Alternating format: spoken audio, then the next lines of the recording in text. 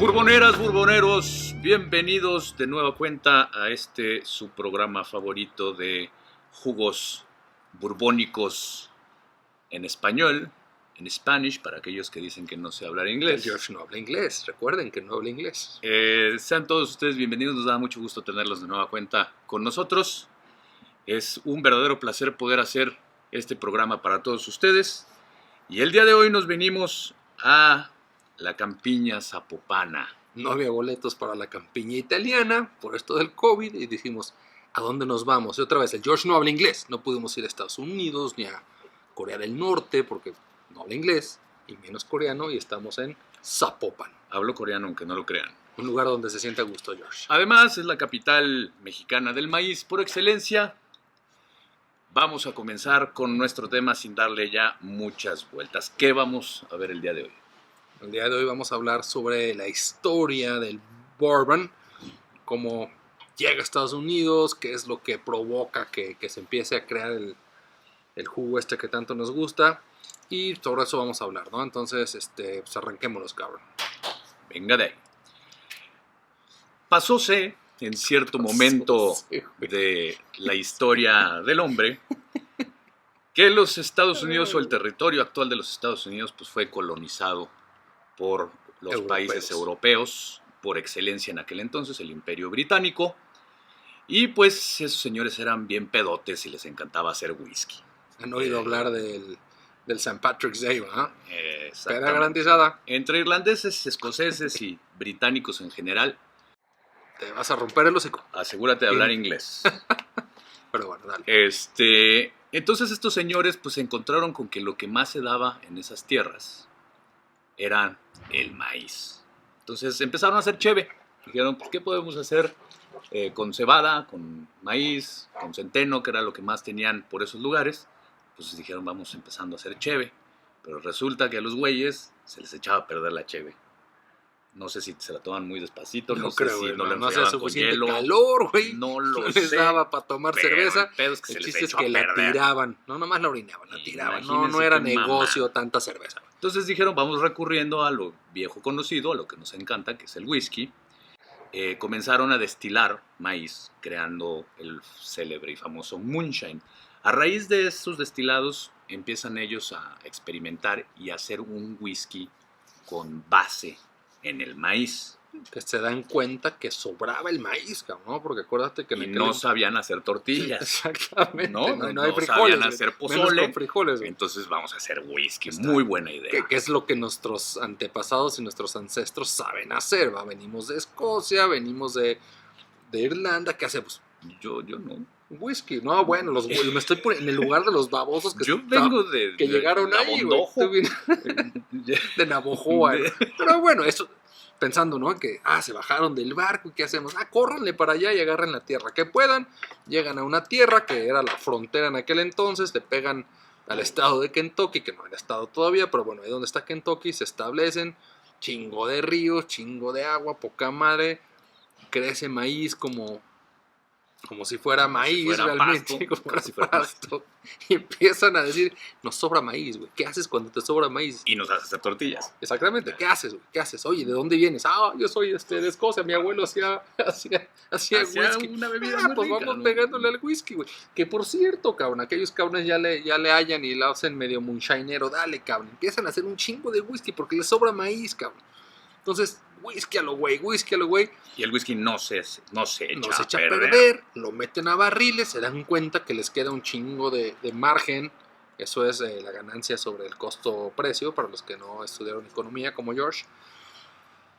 O sea, él sí estudió, ustedes no, tal vez no, pero bueno, les deja un chingo de margen, les dura más. ¿Qué dicen? Pues dale, cabrón, ¿no? Y en eso se viene la revolución industrial, se abre el puerto de Nueva Orleans, que está ahí en corto, hacia abajo, nomás búsquenle un mapa, aquí vamos a poner un mapa para ustedes, donde se ve Nueva Orleans. Para los que estudiaron geografía, no como yo, que no estudié geografía tampoco.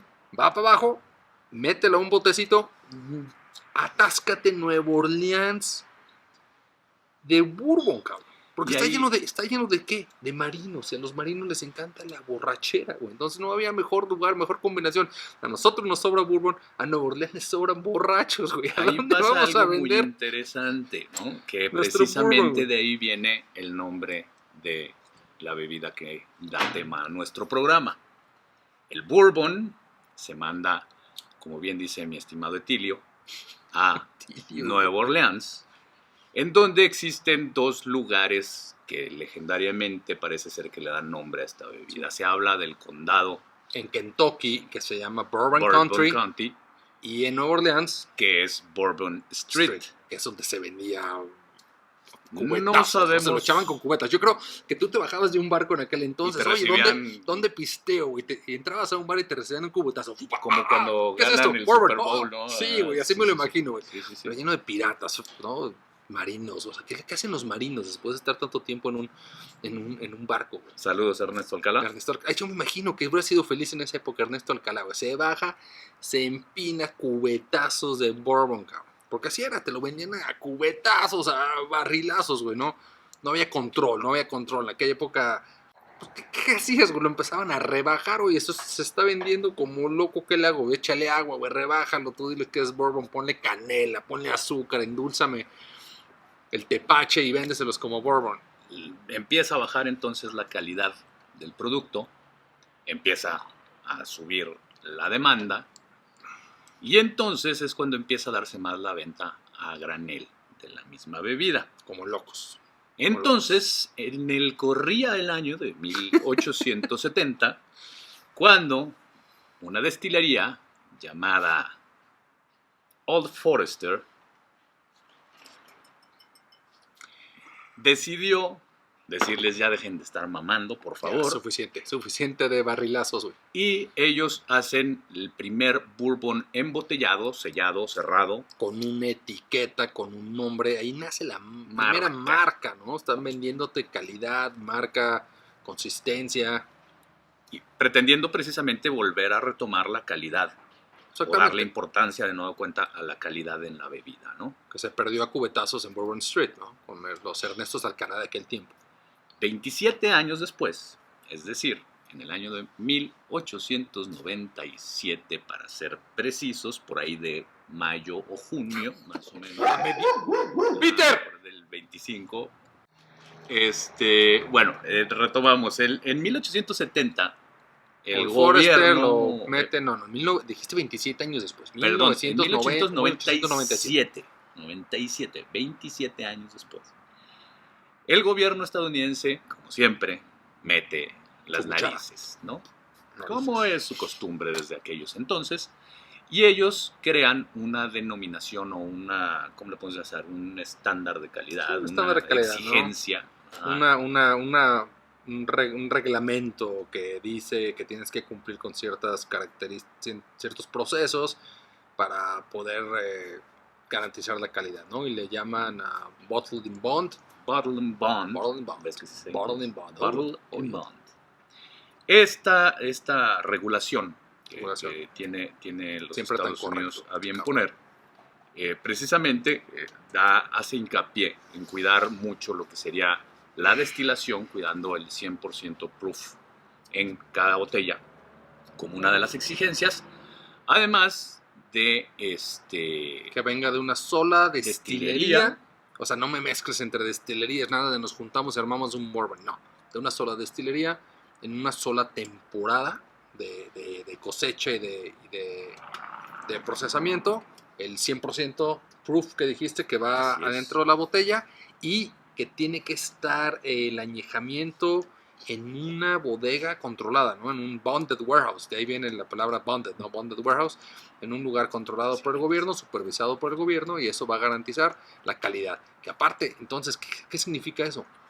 Cuando ven una botella que diga bonded o bottled in bond, como pusimos hoy o esta semana hubo una nota en Facebook, significa que esa botella trae 100% proof, ¿no? Es algo buenísimo. O sea, el mínimo, si recuerdan, de los Kentucky Straight Bourbons es 80%, 100, ¿no? Al madrazo, poca madre. Esa es garantía, o está chingón. O sea, si ven una que diga Bottle in Bond, métanle.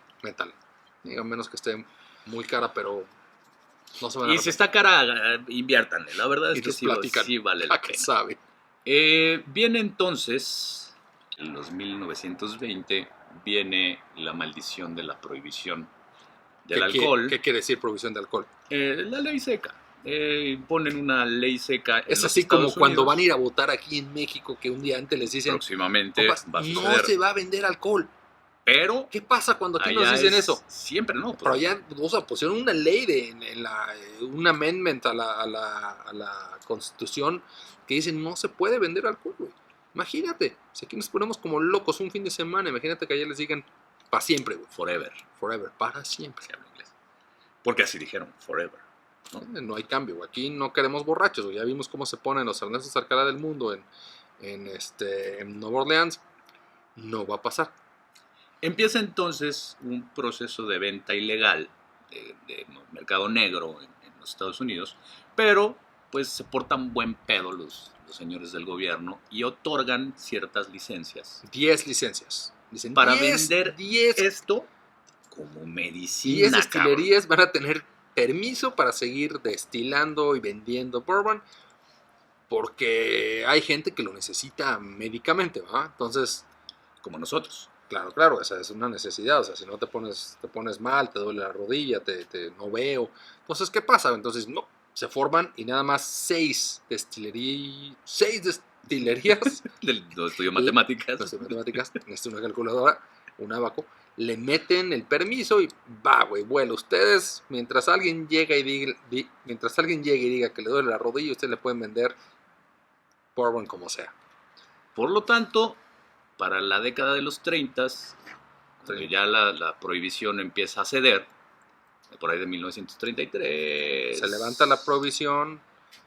Baja la venta de bourbon. Sí, comienza a haber una baja y empieza a haber una alta de venta de whisky europeo. Sí, porque durante 13 años no podías... No destilaron prácticamente nada. ¿no? Era muy poco. Entonces la gente empezó a traer el whisky de Europa, ¿no? Y empezó a consumirlo. Entonces en el 33, 34, cuando levantaron esto, ni siquiera había suficientes barriles añejándose para competir. O gente que durante los últimos 5 o 10 años hubiera querido bourbon. Entonces, pues bajó totalmente el mercado se pierde. La demanda de bourbon, cerraron un montón de destilerías, montón de barriles se perdieron. Una época triste realmente para la humanidad. El bourbonero y la humanidad, ¿no? Posteriormente viene, para acabarla de chingar. Casi comparable con la extinción de los dinosaurios. Estuvo así de extinguirse el bourbon. Hubiera sido una tragedia. Una tragedia. Horrible. Horrible, güey. Feo. Imagínate. Nosotros nos llamaremos ahorita. No sé, güey. Mezcaleros, güey. Sí, los tequilocos. Tequilocos. Güey, vamos a hacer otro canal de tequilocos. Sí, esto chingó su madre, güey. Vaya, cabrón. Nos vemos. Bueno, volvemos a los bourboneros. Después veremos los tequilocos. En 1940-42, pues empieza el famoso conflicto bélico de la Segunda Guerra Mundial. Es cuando Estados Unidos le mete ganas. Este güey no sabe a través de historia. No empezó en el 42. Empezó en el 41 fue cuando bombardearon Pearl Harbor. Se armó la... Sí, pero le patearon la espinilla al grandote y se metió a la rebambaramba, ¿no? Acuérdate que eso es una gran mentira, pero bueno, no vamos a entrar en temas políticos ni en controversias de este tipo. Pero bueno, los libros de historia nos platican que así fue como entró Estados Unidos a la Segunda Guerra Mundial. Porque tiene toda la razón, no empezó, sino que fue cuando Estados Unidos ingresó al conflicto bélico. ¿Y qué pasa? Entonces, los gringos les dicen estúpidamente a sus destilerías que dejen de hacer esta maravilla para empezar a hacer alcohol para curar balazos en lugar de tristezas, exactamente, para que la gente no se muera de una infección, pero viva amargada toda su perra vida, ¿no? Sí, güey, y se muere de un bombazo. Porque, bueno, ¿qué te digo? A partir de ahorita ustedes hacen material para granadas y otra vez se pierde esto del bourbon, valió madre durante la guerra, y el siguiente paso es el 1960, donde empieza a agarrar otra vez, porque tiene que pasar suficiente tiempo para que haya otra vez cosecha, y otro proceso y hay algo bueno, ¿no? Porque ahora está controlado esto, no nomás le puedes echar otra vez canela y azúcar, ¿no? En los 60s volvió a subir, ¿no? Volvió a venderse, volvió a esta generación que regresó de la guerra, empezó a tomarlo. Y que ya había conocido el bourbon antes de la guerra. Empezó a tomarlo, Entonces, empezó a pedirlo y empezó a subir, ¿no? Otra vez una buena opción. Y de repente, ¿qué pasa, güey? Que viene Vietnam. Vietnam, los 70s, los hippies, odian todo lo que es Lo que es de la generación lo de la anterior. generación anterior. Y en la generación anterior, en el 60, empezó a subir el whisky, el bourbon, bourbon whisky. Y en los Llegan 70s, los 70s, no, yo no voy a tomar esa Sí, madre es no, para eso es los de mi viejitos, papá. para mi papá, yo soy No vale anti-establishment. ¿Qué quiero? Oh, güey, tequila, güey. Tequilocos próximamente. Vodka, güey. Vodka Vodka. locos próximamente. Vodka sus fachas. Cagados. Disculpen. Ay, Pero bueno, bueno, ya saben que soy un naco. empiezan a meterle todos estos destilados extranjeros como un reclamo a la generación anterior. Entonces, otra vez, ¿qué pasa con el bourbon? Se va para abajo. Se pierde. Cabrón. Y Los los 70s demás- valieron madre. Los no demás existe el tepaches bourbon. No existe. suben. De pronto, por ahí de los 80s, empieza otra vez una fiebrecilla de whisky, teniendo como protagonistas a los whiskies europeos de nueva cuenta. Pero eso permite que se vuelva a abrir un mercado que empieza a abrirle la puerta de poco a poquito al bourbon. Exactamente. Los bourboneros, que con dueños de las destilerías, dicen, oye, se está vendiendo el whisky muy bien, ¿no? Están vendiendo el single malt, el single barrel, lo que tú quieras, y dicen, pues vamos nosotros también aprovechando eso y etiquetándolo igual, ¿no? Y aquí es donde nace el famosísimo Blanton's, que si no saben qué es el Blanton's, qué bueno, ¿ah? Pero el Blanton's es lo que toma Johnny Wick. Y está mal que lo conozcan por Johnny Wick. ¿Johnny o John? John Wick. Johnny para los Wick, es mi compas. compa, ¿no? John Johnny para los ustedes. compas. Porque es el primer bourbon que se embotelló con la leyenda de Single Barrel. Oye, ¿Qué es single barrel? Que todo el líquido que está dentro de la botella Es de un un solo solo barril. barril. que Apréndanselo lo tienen bien. que garantizar, de un solo barril. Entonces esos güeyes fueron los primeros que le metieron esa leyenda, los primeros del Single Barrel, buenísimo. Nada, todo les valía camote, hasta que hace unos años el buen John Wick, Johnny para los compas, sentado en el Continental, se empieza a chingar unos Blantons. Y ahorita, para que consigas un Blanton a precio de retail, suerte, güey. Entonces el día que veas un Blanton y te alcance, cómpralo y nos invitas. ¿Ok? Entonces regresamos al Dicho 80. sea de paso, Pelos. Blantons, como un elemento de cultura general, está manufacturado, hecho por la destilería de Buffalo Trace. El día que ustedes tengan la oportunidad de probar un Blantons, sépanse que están probando algo muy parecido a lo que viene en estas botellas. Así que hay que valorar más a Buffalo Trace. Es de lo mejor que nos ha pasado, bourboneros en Latinoamérica, en Buffalo Trace. Después, en los 90s, viene de nueva cuenta el renacimiento ya del mercado bourbonero, Exactamente. ya un up, pero ahora sí chingón, Ujú. en donde hasta el día de hoy afortunadamente no nos hemos encontrado con algún otro acontecimiento que le den la madre. Para abajo. No, al contrario, ¿no? En Muy el por el 2000 empieza para arriba, John Wick y otro montón de cosas que pasan. Estos señores empiezan a abrir un mercado que Ya. yo creo que nunca antes habían tenido a nivel global, Exactamente, ¿no? a La pesar mar- de que ellos dicen que no son bourbon. Exactamente, Y está desde bien. los 80s, ¿no? Tú identificas a Jack, rockerísimo, y los que crecimos aquí en México, pues no podemos negar que la influencia de los De Jack Jack Daniels en los que tomamos bourbon, ¿no? Por la Fue la- mercadotecnia, fue la fue la puerta punta de de lanza, entrada, ¿no? ¿no? Fue la punta de lanza en Latinoamérica para el bourbon, Y en muchas que otras no es partes del bourbon, mundo. perdón, Jack, eres Tennessee Tennessee Whiskey. pero bueno, pues, el estilo de bebida, ellos abrieron la puerta, ¿no? Y hasta ahora, pues, en los últimos 5 años, yo creo, ahora en México, específicamente en Latinoamérica, ha crecido la Enormemente. demanda, ¿no? Enormemente, y todos lo empezamos a probar, y ya les hablamos en el capítulo anterior sobre varias opciones que hay. Y próximamente seguiremos hablándoles de más opciones, invitándolos a que prueben otras cosas fuera de lo más tradicional. Y próximamente habrá pelea. Habrá Habrá pelea. tiro. Habrá Tiro dos grandes. Tiro burbonero. Dos de los más grandes se van a enfrentar aquí en Bourbon. Mano a mano. como unas vencidas entre borrachos. Pero con estilo y categoría, güey. ¿No? Entonces... Bourboneros, esta fue la pequeña breve historia ilustrada por dos borrachos de el maravilloso destilado del Bourbon. Participen, denle a la campanita, acá o acá, no sé cómo sea su plataforma. Acabar, güey, ¿no? Pero ustedes píquenle a lo que encuentren aquí, píquenle y denle que sí. Y esténse pendientes de la que sigue.